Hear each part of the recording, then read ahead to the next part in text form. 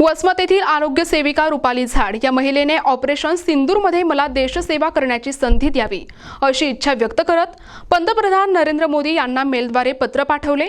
याबाबत रुपाली झाड काय म्हणाल्यात पाहूयात सविस्तर वृत्त। नमस्कार, मी आहे रुपाली विश्वनाथ झाड। मी एक आरोग्य सेविका आहे व मी तालुका वसमत येथील PSC गिरगाव येथील सब सेंटर पहलगाव येथे कार्यरत आहे स्थायी स्वरूपामध्ये। पहलगाम येथे झालेली जी दुर्घटना आहे याबाबत सर्वांना माहीतच आहे। ते जेव्हा ती घटना पाहिली तेव्हा माझ्या मनामध्ये असा विचार आला की बाबा आतंकवादी लोक जे आहेत त्यांना जर युद्ध करायचंच होतं तर त्यांनी एका पद्धत असते प्रत्येक गोष्टीची। त्यांनी सर्वसामान्य लोकांना टार्गेट केलं, त्यांचा धर्म विचारून।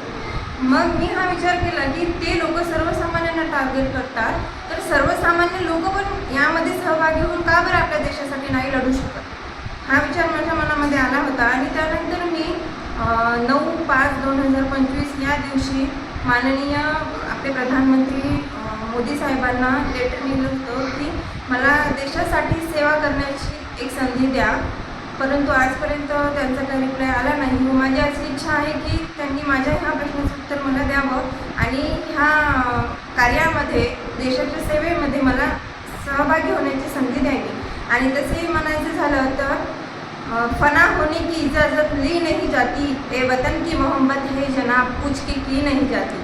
त्याच्यामुळे मला कोणाच्या परमिशनची गरज नाही आहे, मी स्वतःहून यामध्ये इंटरेस्टेड आहे। आणि साहेबांनी मोदी साहेबांनी त्यांचं माझ्या लेटरचं रिप्लाय देऊन मला ही संधी द्यावी जेणेकरून की मी माझ्या देश सेवेसाठी तत्पर राहिले पाहिजे। आणि तशी मी इथं राहूनही सेवा करतच आहे, पण माझी इच्छा आहे की मी तिथं जाऊन सरांनी मला तिथे बोलवावं आणि मी तिथे जाऊन ह्या कार्यामध्ये त्यांना मदत करावी ही माझी इच्छा आहे। छत्रपती शिवाजी महाराजांची ही वाघीण त्यांचं वाघनखे बनून आतंकवादी यांच्या पोटातील आतडे बाहेर काढायला तत्पर आहे। फक्त साहेबांनी मला याची म्हणजे इजाजत द्यावी अशी माझी इच्छा आहे। आणि 2 शब्द हे पण सांगायचे झाले की देश से है प्यार तो हर पल ये कहना चाहिए, मैं रहूँ या ना रहूँ भारतीय रहना चाहिए।